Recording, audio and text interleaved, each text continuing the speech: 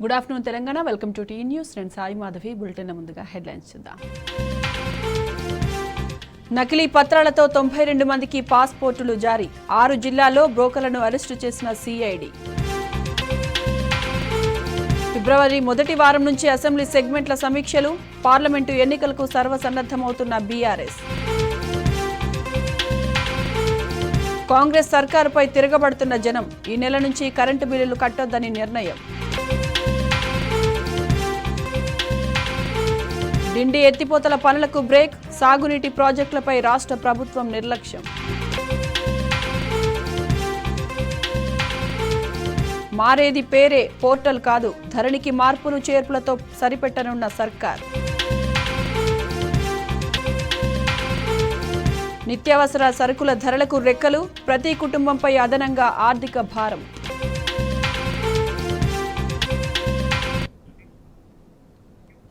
Jharkhand CM Hemant Soren కు మరోసారి నోటీసులు జారీ చేసింది ఈడీ.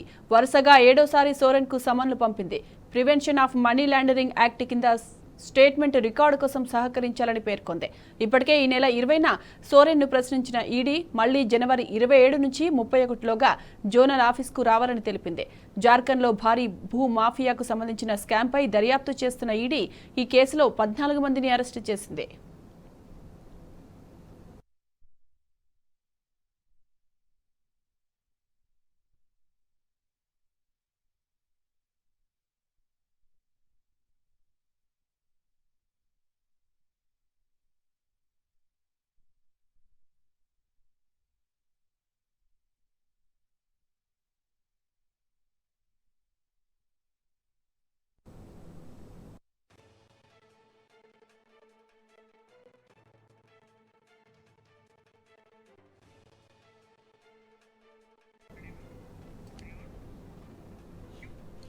జార్ఖండ్ సీఎం హేమంత్ సోరెన్ కు మరోసారి నోటీసులు జారీ చేసింది ED.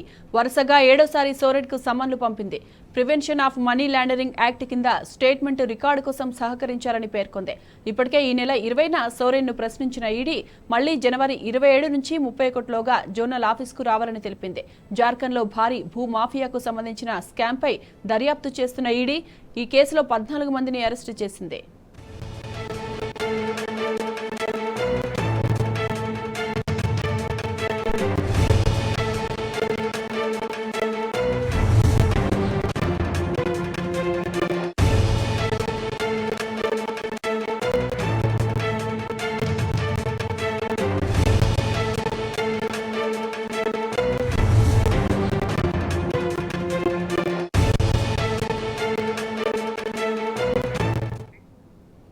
Team India cricketer Virat Kohli duplicate ఒకరు అయోధ్యలో సందడి చేశాడు. అచ్చం కోహ్లీలాగే ఉన్న ఆ వ్యక్తి టీమిండియా దుస్తుల్లో కనిపించాడు. అయోధ్యలో ప్రాణప్రతిష్ఠకు వచ్చిన చాలా మంది భక్తులు కోహ్లీని అనుకుని సెల్ఫీలు దిగేందుకు ఎగబడ్డారు.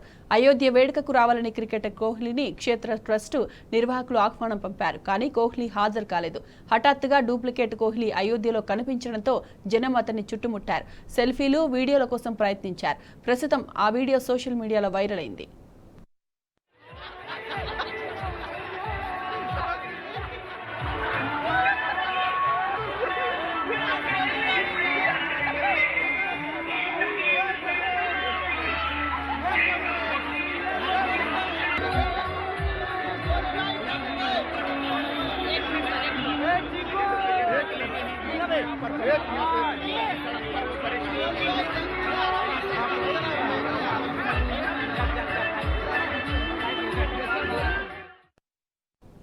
మధ్యప్రదేశ్లో చీతాకోనుల సందడి మొదలైంది. కూనో నేషనల్ పార్క్లో నమీబియా నుంచి తీసుకొచ్చిన జ్వాలా అనే చీతా 3 పిల్లలకు జన్మనిచ్చింది. కొత్తగా పుట్టిన ఈ 3 పిల్లలతో కలిసి కూనో నేషనల్ పార్క్లో మొత్తం చిరుతల సంఖ్య 20కి చేరింది. తల్లి పొత్తిళ్లలో ఆడుకుంటున్న కబ్స్కు సంబంధించిన వీడియోలను కేంద్ర పర్యావరణ మంత్రి భూపేందర్ యాదవ్ షేర్ చేశారు. కాగా కూనో నేషనల్ పార్క్లో చీతాలు ఒకటి తర్వాత మరొకటి చనిపోతున్నాయి. 2022 నుంచి ఇప్పటి వరకు 10 చీతాలు మృతి చెందాయి.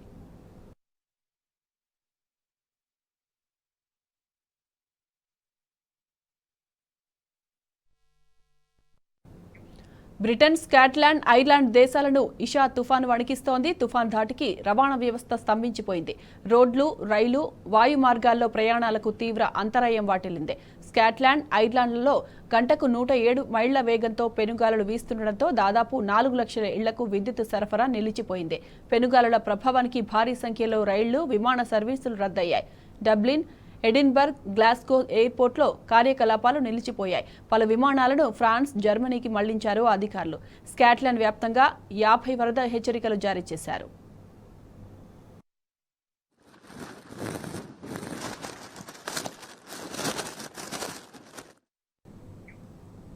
నల్లగొండ జిల్లాలో ఫ్లోరైడ్తో గోసపడిన మునుగోడు, దేవరకొండ నియోజకవర్గాల్లోని 3.5 లక్షల ఎకరాలకు సాగునీటిని అందించే డిండి ఎత్తిపోతల పథకం పనులు నిలిచిపోయాయి.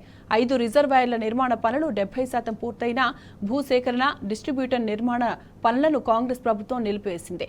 ఫ్లోరైడ్ నిర్మూలన ప్రాజెక్టుగా పేరుగాంచిన ఈ డిండి పూర్తయితే తమ ప్రాంతం సస్యశ్యామలమవుతుందని కలలు కన్న స్థానికులకు కాంగ్రెస్ పాలనలో నిరాశ మిగిలింది. తెలంగాణ తొలి ముఖ్యమంత్రి కేసీఆర్ మహోన్నత లక్ష్యంతో డిండి ఎత్తిపోతల ప్రాజెక్టుకు శ్రీకారం చుట్టారు. పాలమూరు రంగారెడ్డి ప్రాజెక్టులో భాగంగా సాగునీటి రంగ నిపుణుడు దివంగత ఆర్ విద్యాసాగర్ రావు పేరుతో ఈ ప్రాజెక్టుకు రూపకల్పన చేశారు. 6,500 కోట్ల రూపాయల అంచనా వ్యయంతో 2015లో ఈ ప్రాజెక్టుకు కేసీఆర్ శంకుస్థాపన చేశారు. శ్రీశైలం జలాశయం బ్యాక్ వాటర్ పై ఆధారపడి పాలమూరు రంగారెడ్డి ఎత్తిపోతల పథకంలో భాగంగా ఈ ప్రాజెక్టుకు రూపకల్పన చేశారు. నాగర్ కర్నూలు జిల్లా నార్లాపూర్ జలాశయానికి రోజు 2 టీఎంసీల నీటిని మళ్లించి అక్కడి నుంచి సముద్ర మట్టానికి 445 మీటర్ల ఎత్తులో ఉన్న ఏదుల రిజర్వాయర్కు ఎత్తిపోస్తారు. అక్కడి నుంచి రోజుకు 0.5 టీఎంసీల చొప్పున కృష్ణానది వరద కొనసాగే 60 రోజుల పాటు 30 టీఎంసీల నీటిని మళ్లించి రిజర్వాయర్లను నింపి అక్కడి నుంచి నల్గొండ, మహబూబ్నగర్ జిల్లాల్లోని 3.5 లక్షల ఎకరాల బీడు భూములకు కాలువల ద్వారా సాగునీరు అందించాలన్నదే ఈ ప్రాజెక్టు సమగ్ర స్వరూపం.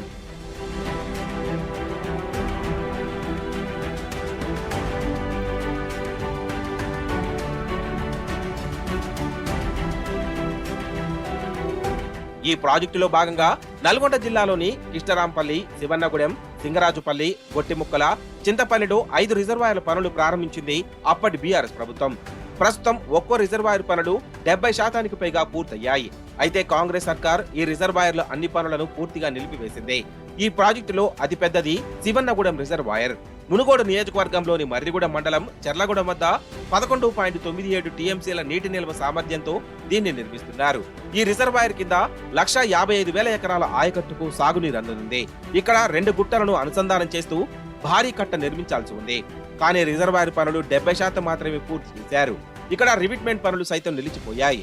ఫ్లోరైడ్ ఎక్కువగా ఉన్న మునుగోడు, మర్రిగూడెం, శివన్నగూడెం, చెర్లగూడెం గ్రామాల శివార్లలో ఈ రిజర్వాయర్ ను నిర్మిస్తున్నారు. ఈ రిజర్వాయర్ పనులను పూర్తి చేసి ఇందులో కృష్ణానీటిని నింపితే భూమి పొరల్లో ఫ్లోరైడ్ కూడా మటుమాయం అవుతుందని అప్పటి బీఆర్ఎస్ సర్కార్ ఈ నిర్ణయం తీసుకుంది. కానీ రిజర్వాయర్ పనులు నత్తనడకను తలపిస్తున్నాయి. స్వచ్ఛమైన నదీ జలాలు భూమిపై పారిస్తే ఫ్లోరైడ్ భూమి పొరల్లోకి ఇంకిపోతుంది. కృష్ణానీటితో పంటలు పండిస్తే ఫ్లోరైడ్ సమస్య అనేదే ఉండదన్నది తెలంగాణ తొలి ముఖ్యమంత్రి కేసీఆర్ ఆలోచన. ఫ్లోరైడ్ సమస్యకు శాస్త్రీయమైన పరిష్కారం డిండి ప్రాజెక్టుతో చూపించాలని కేసీఆర్ ఆలోచన. కానీ నేడు ప్రాజెక్టు పనులు ఏవి ముందుకు పోయే పరిస్థితి కనిపించడం లేదని ప్రజలు ఆవేదన వ్యక్తం చేస్తున్నారు. 2015లో కేసీఆర్ ప్రభుత్వం మన శివన్నగూడెం దగ్గర చెర్లగూడెం ప్రాజెక్టు అక్కడ శంకుస్థాపన చేశారు. 2015 నుంచి ఇప్పటిదాకా దాదాపు ఒక 70% 70% పనులు పూర్తిగా వచ్చినాయి. ఇంకా 30% పనులు పూర్తి కాలేదు. ఈ దేవరకొండ, మునుగోడు ఈ 2 నియోజకవర్గాలకు డిండి ఎత్తిపోతల ద్వారా ఈ సింగరాజుపల్లి, గొట్టిముక్కల, చింతపల్లి, కిష్టరాంపల్లి, శివన్నగూడెం ఈ ప్రాజెక్టులు మొత్తం పూర్తి స్థాయిలో బడ్జెట్ కేటాయించినందువలన అవి మొత్తం పూర్తిగా కాలేదు.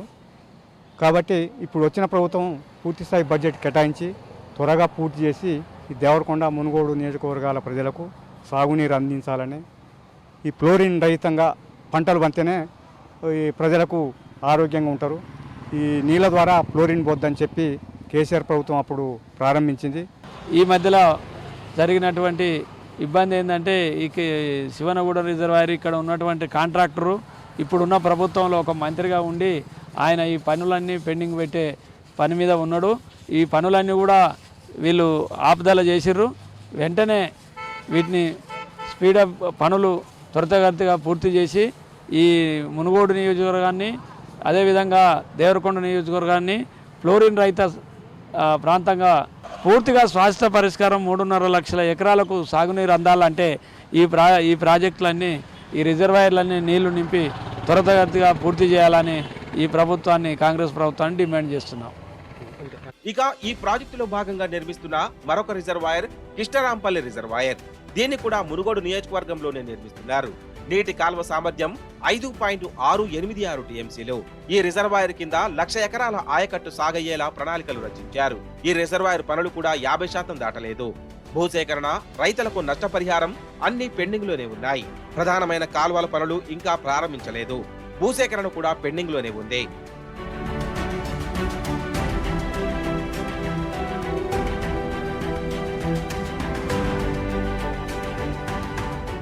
మరో రిజర్వాయర్ సింగరాజుపల్లి రిజర్వాయర్.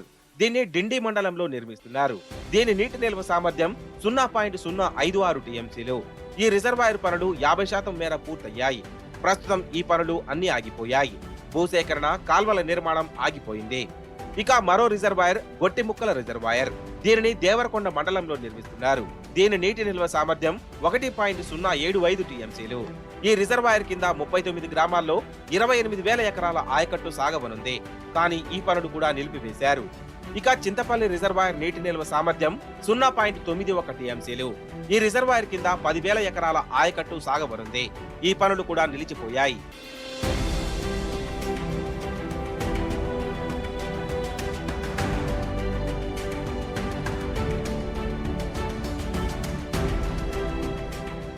మొత్తం మీద ఈ డిండి ఎత్తిపోతల పథకం కింద మునుగోడు, దేవరకొండ నియోజకవర్గాల్లో, మహబూబ్ నగర్ లోని కొన్ని మండలాల్లో కలిపి 3.5 లక్షల ఎకరాలకు సాగునీరు, 1000 గ్రామాలకు కృష్ణా నీటిని అందించాలన్నది అప్పటి బీఆర్ఎస్ ప్రభుత్వం లక్ష్యం.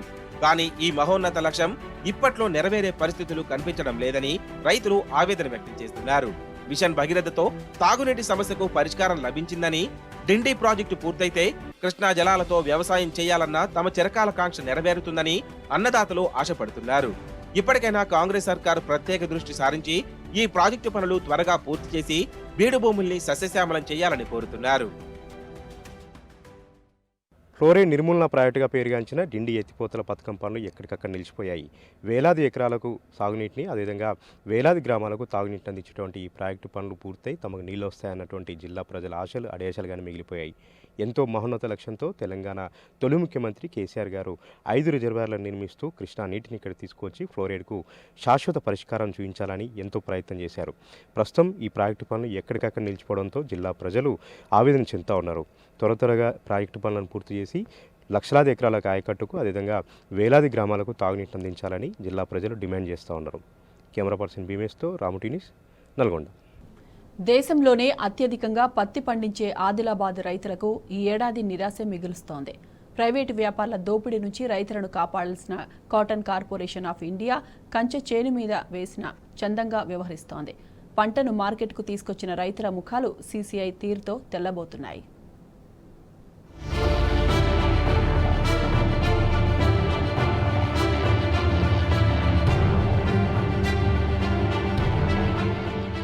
ఆదిలాబాద్ జిల్లా నాణ్యమైన పత్తికి పేరు. దేశంలోనే అత్యధికంగా పత్తిని పండించేది ఇక్కడే. మెట్ట పంటలకు నేలలు ఎక్కువగా అనుకూలంగా ఉండడంతో రైతులు పత్తి పంట వేయడానికే మొగ్గు చూపుతున్నారు. దీంతో ఆదిలాబాద్ జిల్లాలో భారీగా పత్తి ఉత్పత్తి అవుతోంది.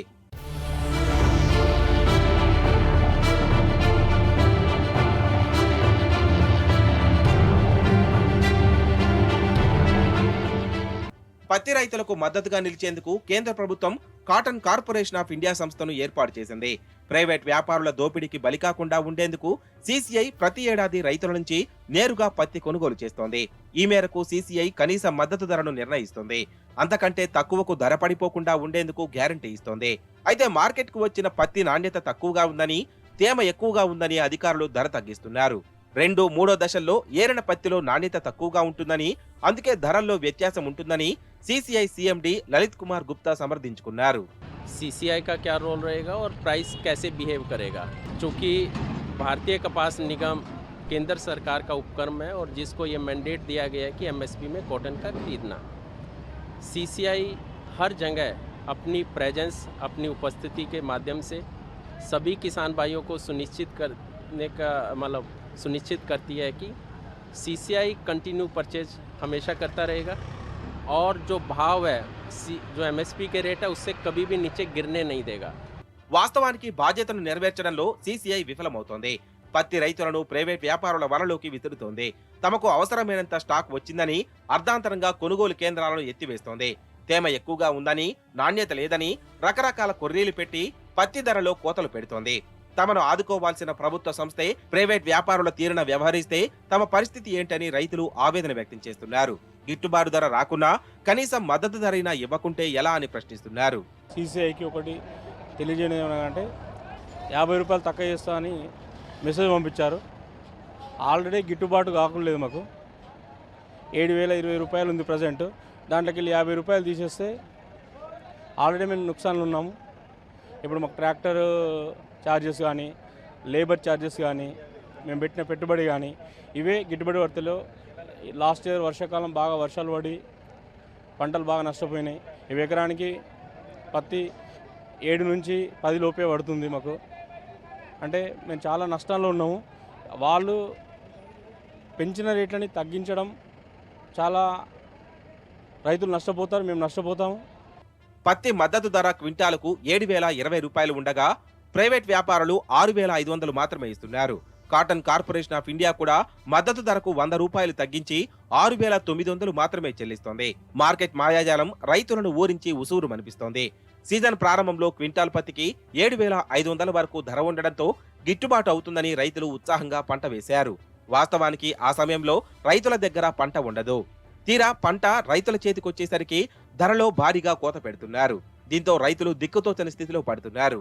50 रुपये क्विंटल को भाव कम करने वाला सीसीआई का, तो ऑलरेडी गिट्टूबाटू दर है ही नहीं, अभी कम है पैसा तो 10,000 भी किसान के लिए कम है, क्योंकि किसान के लिए इतना प्रॉब्लम है. कंटिन्यू बारिश गिरा 3 महीने, फिर बाद में बारिश नहीं आया. और जो लेबर का भी प्रॉब्लम है, 10 रुपये किलो को चुनने के लिए देना पड़ता है. तो इसलिए मैं गवर्नमेंट से विनती करता हूँ कि ये भाव जैसा है 7,000 भी वही रहना चाहिए. और उसमें भी किसान को सुकून नहीं है, किसान तो उसमें भी परेशान है, लेकिन उसमें भी कम कर रहे बोल तो किसानों को आत्महत्या करने की परेशानी आ रही है. तो किसान कैसा जीना, ये ज़रा सोच के सभी लोगों नेताओं से मैं बात करता हूँ, सीसीआई वाले से. గత ఏడాది రాష్ట్ర వ్యాప్తంగా 50 లక్షల ఎకరాల్లో పత్తి సాగు చేశారు. ఈ ఏడాది 5 లక్షల ఎకరాల్లో తగ్గి దాదాపు 45 లక్షల ఎకరాలకే సాగు పరిమితమైంది. ఈసారి వర్షాలు ఆలస్యం కావడం, వచ్చిన తర్వాత అతివృష్టి, ఆ తర్వాత అనావృష్టి పంటల దిగుబడిని భారీగా దెబ్బతీసింది. దీంతో 30 లక్షల బేళ్ల పత్తి కొనుగోలుకు మార్కెటింగ్ శాఖ ప్రణాళికలు రూపొందించింది. అయినప్పటికీ ఇప్పటి వరకు సీసీఐ, ప్రైవేట్ వ్యాపారులు కలిపి కొన్నది 13 లక్షల బేళ్లు మాత్రమే. ప్రైవేట్ వ్యాపారులు 7 లక్షల బేళ్ల పత్తిని కొనుగోలు చేస్తే సీసీఐ 6 లక్షల బేళ్లతోనే సరిపెట్టింది. నిరుడు ఒకానొక దశలో క్వింటాల్ పత్తికి 14,000 ధర పలికి రికార్డు సృష్టించింది. ఆ తర్వాత తగ్గినప్పటికీ సగటున 10,000 రూపాయల ధర పలకడంతో రైతులు సంతోషం వ్యక్తం చేశారు. అలాంటిది ఈసారి ధరలు దారుణంగా పడిపోవడంతో ఆందోళన చెందుతున్నారు. క్వింటాల్ పత్తి ధర కనీసం 10,000 రూపాయలైనా ప్రకటించాలని డిమాండ్ చేస్తున్నారు. 50 రూపాయలు సీసీఐ అంటే రేటు ఫిక్స్ చేసినట్టు 50 రూపాయలు తక్కువ. రైతులకు ఎప్పుడు గిట్టుబాటు ధర మంచిగా ఉంటేనే బాగుంటుంది. ఎందుకంటే మాకు చాలా బాధలు ఉంటాయి, లేబర్ ప్రాబ్లం ఉంది, టైమ్లీ లేబర్ అవైలబుల్ ఉండదు మాకు, మళ్ళీ గిట్టుబాటు సరిగా కాదు. మళ్ళీ ఇంకొకటి ఈ మార్కెట్ యార్డ్ గురించి చెప్పాలనుకుంటే ఈరోజు నేను 3 గంటలైంది ట్రాక్టర్ తీసుకొచ్చిన. నేను 3 గంటల నుంచి ఒకటే కాటా ఉన్నది ఇక్కడ. మళ్ళీ అది వేకెంట్ అయిన తర్వాత జిన్నింగ్ ఫ్యాక్టరీ నుంచి రిటర్న్ వస్తే దాన్ని రీవేయి చేయాలి. దాన్ని రైతులకు ఎప్పుడైనా మంచి మద్దతు ధర ఇస్తేనే రైతు బాగుపడతాడు, మన రాష్ట్రానికి అందరికీ మేలు జరుగుతుంది. ఎకరా పత్తి సాగుకు సగటున 30,000-32,000 ఖర్చు అవుతుంది. డిమాండ్ను బట్టి కూలీ రేట్లు ఎక్కువ కావడం, సాగు ఖర్చులు పెరగడం, చీడపీడల బెడద, బ్యాంకులు ఇచ్చే అప్పులు సరిపోక ప్రైవేట్ రుణాలు తీసుకోవడం వంటి అనేక కారణాలు రైతులపై అదనపు భారం మోపుతున్నాయి. జూన్ నెల మొదలు ఫిబ్రవరి వరకు పంట సాగుకు రైతు కుటుంబం చేసే శ్రమ, కౌలు చెల్లింపు వీటికి అదనం. రైతు పెట్టుబడి ఖాతాలో వేసే ఖర్చులో తన కుటుంబం శ్రమని మినహాయించి వేసినా గిట్టుబాటు కావడం లేదని ఆవేదన వ్యక్తం చేస్తున్నారు.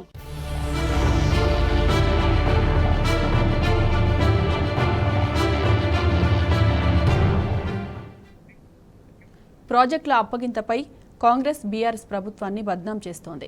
ఏపీ పునర్వ్యవస్థీకరణ చట్టంలోనే ద్రోహం చేసిన చరిత్ర కాంగ్రెస్కి ఉందని, నాడు చట్టం చేసి నేడు కేంద్రానికి అప్పగించింది కూడా కాంగ్రెస్ ప్రభుత్వమేనని స్పష్టమవుతోంది.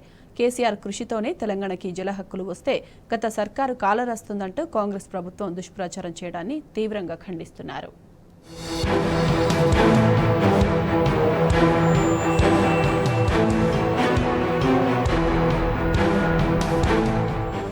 ప్రాజెక్టులను కేంద్రానికి అప్పగించిన అంశంపై కాంగ్రెస్ సర్కార్ కప్పదాటుడు ధోరణి అవలంబిస్తుందని విమర్శలు వినిపిస్తున్నాయి. కేంద్రానికి తెగేసి చెప్పలేక గత బీఆర్ఎస్ సర్కార్ను బద్నాం చేసేందుకు ప్రయత్నిస్తుందని తెలంగాణ వాదులు భావిస్తున్నారు. గత ప్రభుత్వ హయాంలోనే ప్రాజెక్టుల అప్పగింత కొనసాగిందని, తెలంగాణ జల హక్కులను గత సర్కార్ కాలరాసిందంటూ మంత్రి ఉత్తమ్ కుమార్ రెడ్డి ఇటీవల చేసిన వ్యాఖ్యలను తప్పుపడుతున్నారు.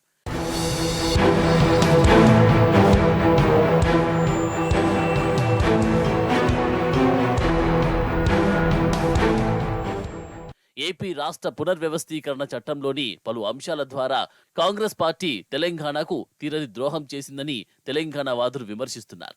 ఇందుకు చట్టంలోని సెక్షన్ 89వ నిబంధనను ఉదహరిస్తున్నారు.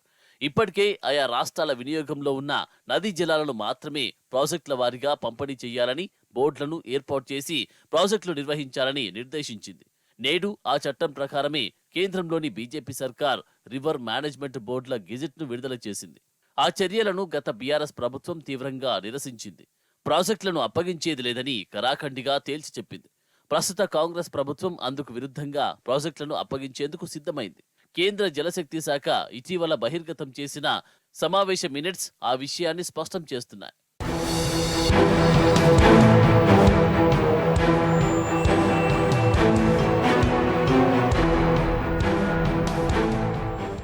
కేసీఆర్ అవిశ్రాంత కృషి, కేంద్రంపై పెట్టిన ఒత్తిడి కారణంగానే నేడు తెలంగాణకు జల హక్కులు సిద్ధించాయి.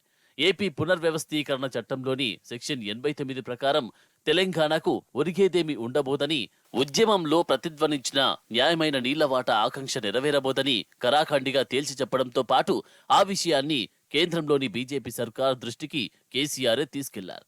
అంతర్రాష్ట్ర జల వివాదాల చట్టం 1956లో సెక్షన్ 3 ప్రకారం కొత్త ట్రిబ్యునల్ ఏర్పాటు చేసి న్యాయమైన నీటి వాటా తేల్చాలని 2014 జూలై 14న వినతి పత్రం అందజేశారు.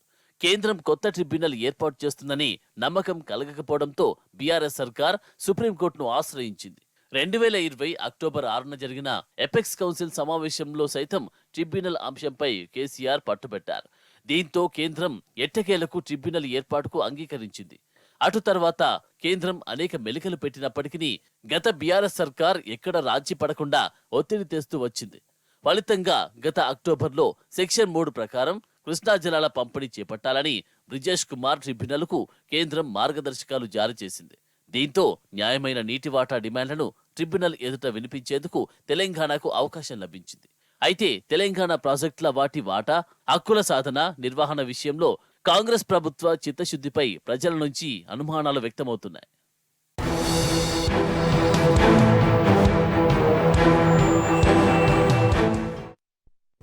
ఇవి బులెటిన్ అప్డేట్స్. నమస్తే.